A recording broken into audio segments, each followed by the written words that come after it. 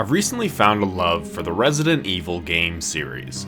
Like a lot of people, I found this through the remakes of Resident Evil 2, 3, and 4, and I've since gone through and played a few of the other games, and while I still can't really wrap my head around the tank controls and some of the older entries, that's a conversation for another video, I couldn't help but feel like the Resident Evil games would make for some great movies. And lo and behold, there are a bunch of Resident Evil movies. So I sat down, ready to see the STARS crew go through the Spencer Mansion, but wait a minute, that's not what the first movie is about. Well, let's go on to the second one with Leon and Claire going through the RPD. Oh, that's not what that one's about either. Well, surely one of these movies will be an adaptation of Resident Evil 4. Nope, none of these movies did anything like that. Sure, some of these movies have the same characters, but the Resident Evil movies and the games are mostly completely separate. But then there's Resident Evil Welcome to Raccoon City, which is a pretty horrible title for the film because a good chunk of this movie doesn't even take place there, but this was supposed to be the movie that fans of the Resident Evil games could latch onto, could be proud of, and say, see, this is how you do a Resident Evil movie. Now, did the fans get to say that? I guess that's what we're going to get into in this video. In a lot of ways, this movie got a lot of things right, especially when it comes to the games and staying faithful as an adaptation, but in other ways, there was a whole lot wrong with this movie. So let's rewrite some character backstories and load the movie up with a bunch of 90s references as we talk about Resident Evil Welcome to Raccoon City.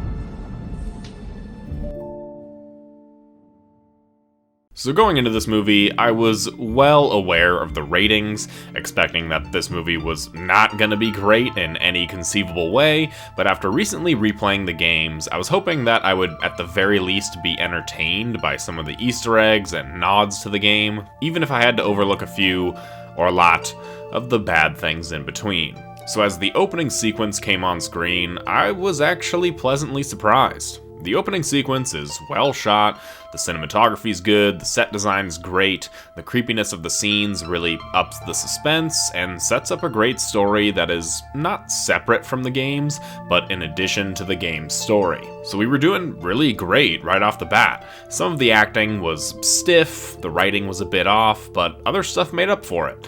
And if that isn't a great description of this movie overall, I don't know what is. There are immediately some changes to the source material, which is needed in some cases, but there's also a lot of changes in order to make this movie work. And that becomes increasingly clear as the movie goes on. For those that don't know, this movie is essentially the first two games reimagined into one singular movie, with some stuff from Resident Evil 3 and even Resident Evil 0 thrown in there. So already, that is a bad idea. There is a lot of content over the first two games, and combining them into one movie is a hard thing to do, but this movie makes the according changes to at least try and make it work.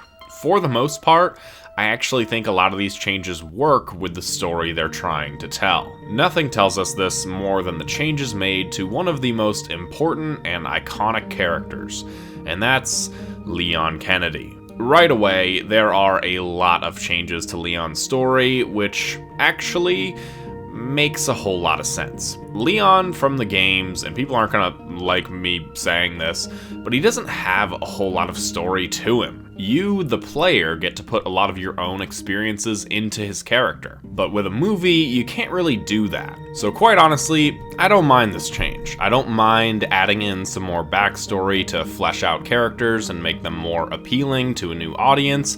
However, Leon in this movie is a complete dumbass. In the beginning of the movie, they all make these jokes about how he shot his own partner and that his dad got him this job, and I was expecting some sort of aspect about how they were wrong and that's all a big miscommunication or misconception, but nope, Leon is just a complete dumbass. And this is where changes to a character's story get a bad rap, because you aren't just changing his story, you're changing his entire character. Leon in the Resident Evil 2 video game travels back into the city after already encountering zombies, risking his own life in the process just so that way he can try and help. And mind you, this is on his very first day of the job. Leon proves to be very capable, mostly because of the player controlling him, unless I'm the player, because then Leon proves to be even more of a dumbass than he is in this movie. But Leon in the movie doesn't do any of that. He's a hungover, college-aged kid who has a bad rap because he deserves it, and isn't very capable of doing anything. So right away, for fans of the games, things aren't looking too hot when you take a beloved character and change him this drastically. But anyways, throughout these opening scenes, you get to assess what the strengths and the weaknesses of this movie actually are. Subtlety, dialogue, and acting are not the strong suits of this movie. Which is strange, because a lot of these actors aren't bad at all. I've seen them in a number of other things where they either turned in much better performances, they had better material to work from, or they had more motivation to turn in a good performance. Kaya Scodelario was in the Maze Runner films, and she was great in those. Tom Hopper was in Game of Thrones and Umbrella Academy, and I never thought he was bad in those roles, but I found both of them to be a bit off in this movie, particularly Tom Hopper as Albert Wesker.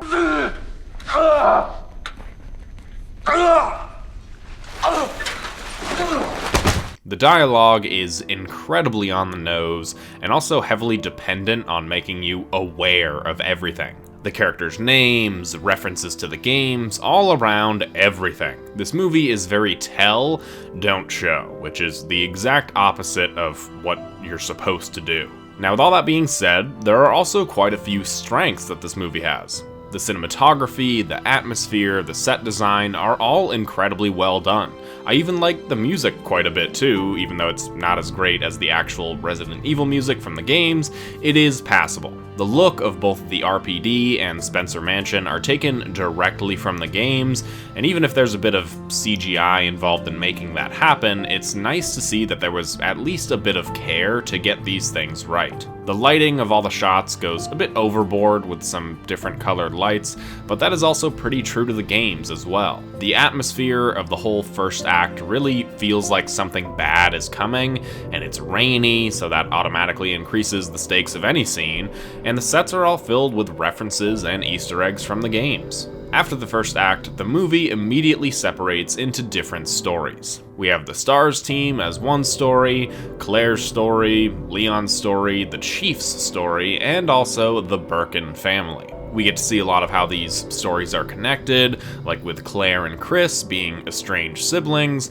Leon being around the STARS team, and how the Redfield siblings are connected to William Birkin. And while these are all characters from the game, very few of these characters actually get their proper time to shine because there's so much story and so little time to do anything about it. Chris and Jill are the main characters of the first game. Leon and Claire are the main characters of the second game, and because this movie mixes everything in together, you have all four of them fighting for the spotlight, as well as all the supporting characters of both games all vying for supporting and villain titles. And it's really just all way too much for one movie. In all these attempts to change the story and make all these different storylines flow together, there is a bit of messy editing and pacing in the beginning of the movie. The city siren goes off and there's all these people getting sick, so the team of special agents decides to leave the city and go look into a murder up in the mountains at the Spencer Mansion outside the city because they might be connected. Report of a body up by the Spencer Mansion. You think it's connected? Why would they be connected?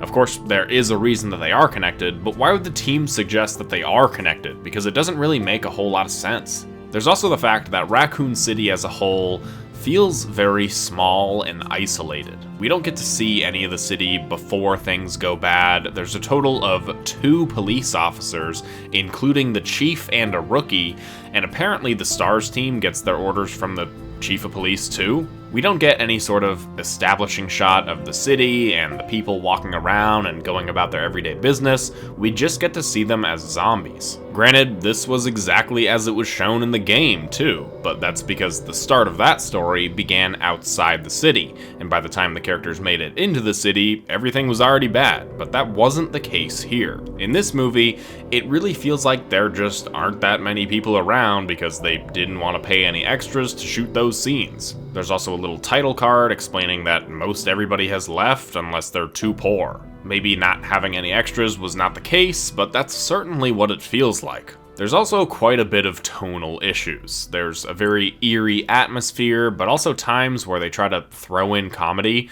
just for the sake of it. Well, if you all shut the hell up for a second and listen, maybe you'll find out.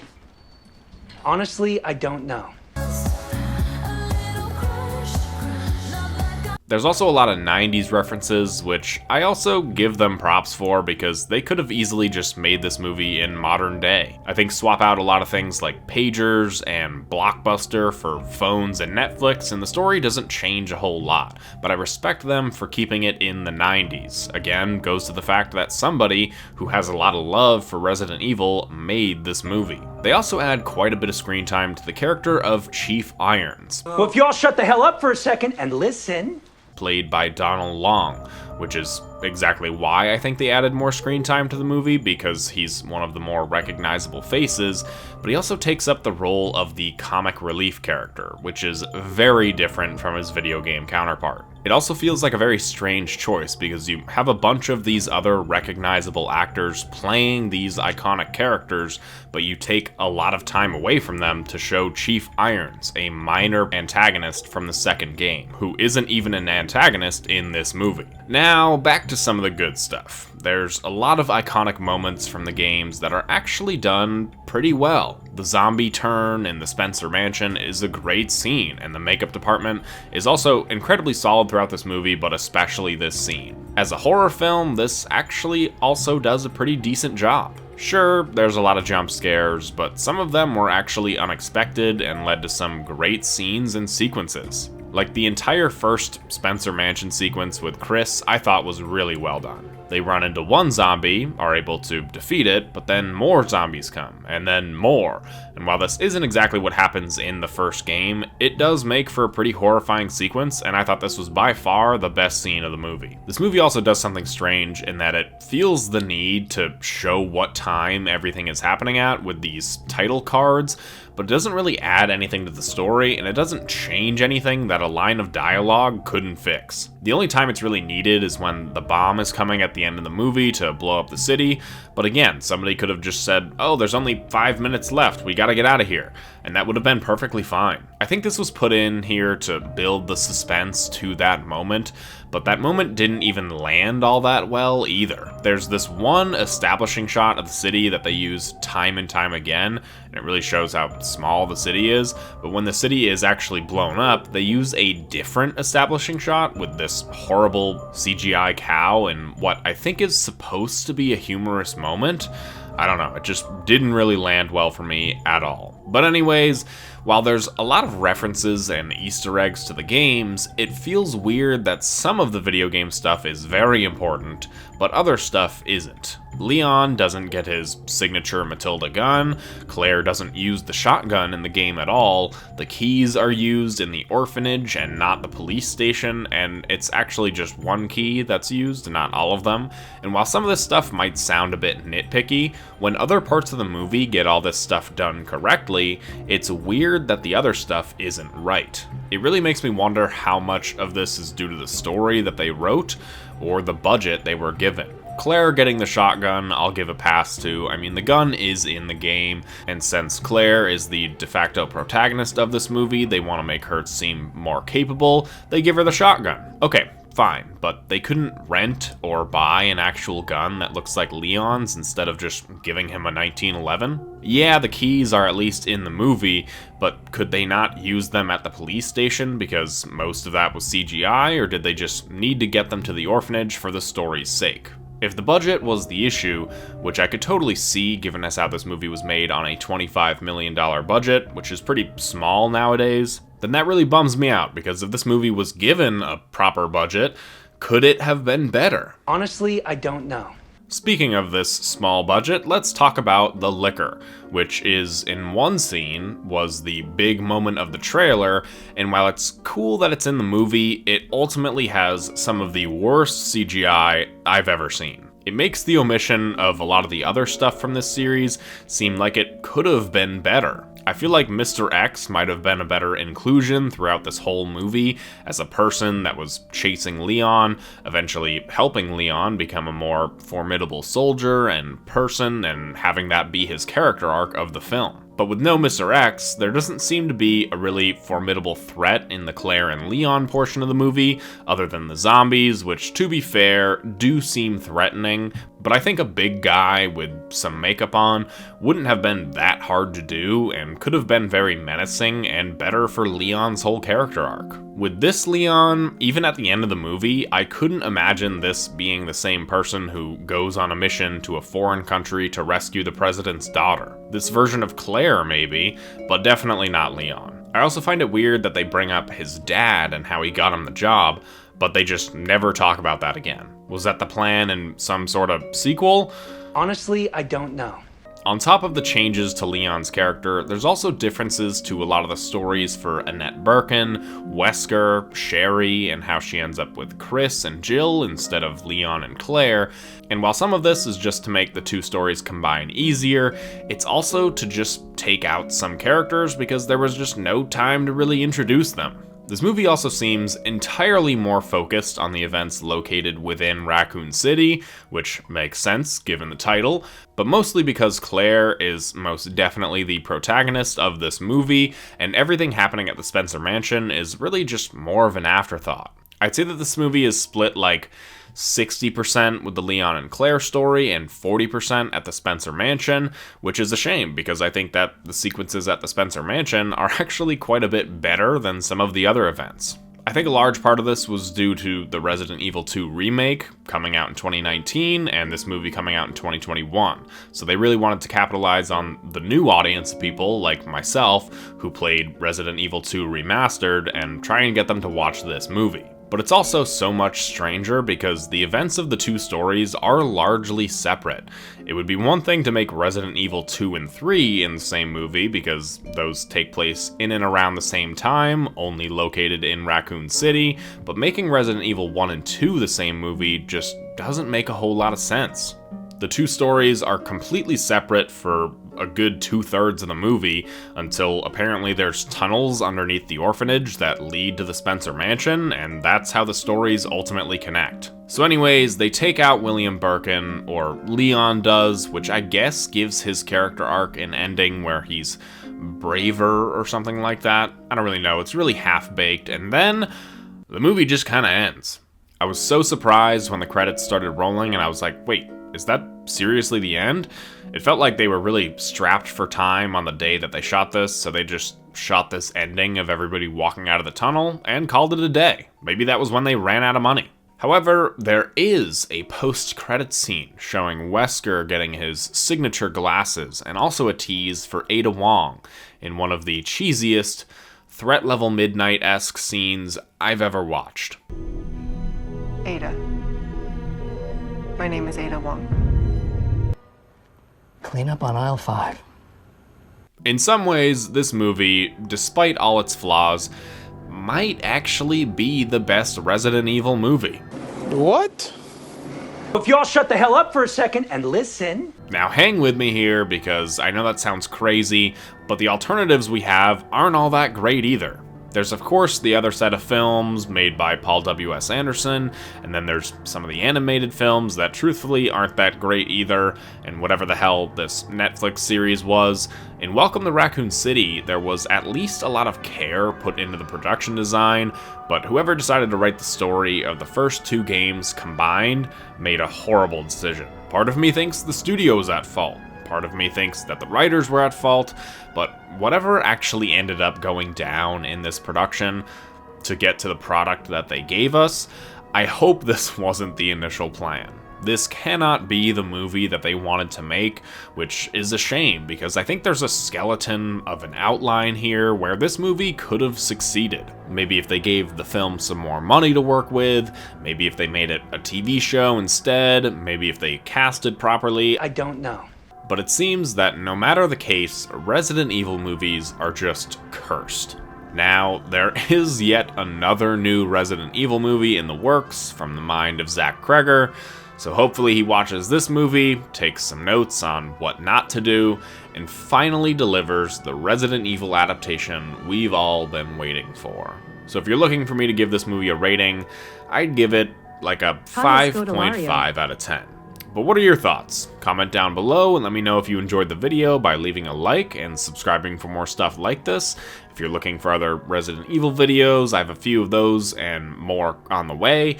If you're looking for other zombie or horror movies, I've got those too. So check out the channel. If you like what you see, go ahead and hit that subscribe button. Special thanks to all my channel members. You guys are the best. And I'll see you all in the next one.